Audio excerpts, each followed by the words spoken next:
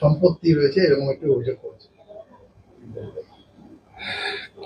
প্রথমত হচ্ছে যে আমি 80-র দশক থেকে ছাত্র জীবন থেকে রাজনীতি করে এসেছি, আমি কোনো ভুইফোন না। আর এই শহরের মানুষ আমাকে, বাচ্চারা আমাকে জানে। উনি আমার সম্পর্কে ভালো করে জেনে নেওয়া উচিত ছিল না।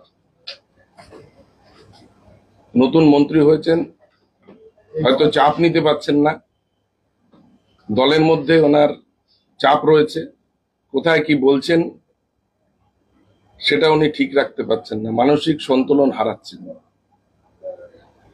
ধমকে চমকে আমাদেরকে কাজ হবে না। আমরা সিপিএম এর বিরুদ্ধে লড়াই করে মমতা বন্দ্যোপাধ্যায়ের সঙ্গে 80-র দশক থেকে লড়াই করছি, কিছু পাওয়ার জন্য লড়াই করতে আসিনি।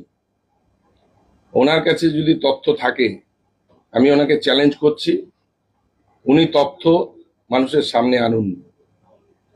আর যদি না থাকে, মন্ত্রগুপ্তের শপথ নিয়ে একজন দেশের এরকম মানসিক সন্তুলনহীন মন্ত্রীর পদত্যাগ করা উচিত। ওনাদের হাতে ইডি আছে, সিবিআই আছে, নানা ধরনের এজেন্সি আছে। সেটা না লাগিয়ে, তার বিচার না করে উনি মানুষকে নিদান দিচ্ছেন, আত্মহত্যায় প্ররোচনা দিচ্ছেন। এটাও ক্রিমিনাল অফেন্স। আমি নিজে আইনজীবী, আইনটা আশা করি ওনার থেকে আমি বেশি বুঝি। আমি আইনের নোটিশ পাঠাচ্ছি, ওনাকে জবাবদিহি করতে হবে কোর্টের কাছে। আর যদি করতে না চান তাহলে ক্ষমা চান, শিলিগুড়ির মানুষ নয় পশ্চিমবাংলার মানুষের কাছে ক্ষমা চান, যে এই ধরনের কর্মকাণ্ড করার আগে সুস্থভাবে যেন উনি বাড়ি থেকে বেরোন। অসুস্থতা ট্রিটমেন্ট করে মন্ত্রিত্বের কাজ করা উচিত। এই ধরনের বালখিল্যতা একজন কেন্দ্রীয় মন্ত্রীর শোভা পায় না। আমি আবার ওনাকে চ্যালেঞ্জ করছি, ওনার যদি ক্ষমতা থাকে উনি মানুষের সামনে তথ্য তুলে ধরুন।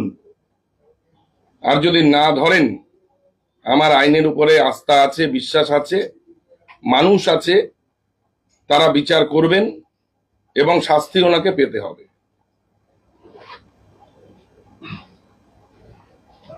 আচ্ছা, বিভিন্ন বিষয়ে বিক্ষোভ আছে, সেটা তো রাজনৈতিক বিষয়, যে কেউ বিক্ষোভ করতে পারে।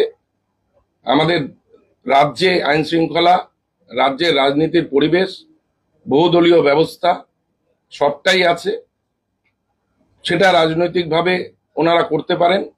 কিন্তু বিজেপিকে মানুষ চিনে নিয়েছে। বিজেপি পশ্চিমবাংলার মানুষকে বাংলা বিরোধী, বাঙালি বিরোধী, এটা বারবার প্রমাণ করেছে। আরেকবার ওনারা প্রমাণ করতে চলেছেন এবং ওনারা হারছেন, আরো হারবেন, আরো দৃঢ়তার সঙ্গে ওদেরকে আমরা হারাবো। আপনাকে টার্গেট করা হচ্ছে, কি মনে করছেন?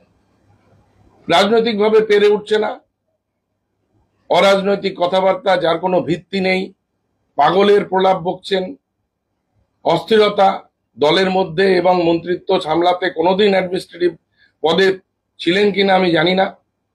একজন অ্যাডমিনিস্ট্রেটর, একজন মন্ত্রী, তিনি এই ধরনের বালখিল্যতা করতে পারেন না, যেটা আত্মহত্যার প্ররোচনা সামিল।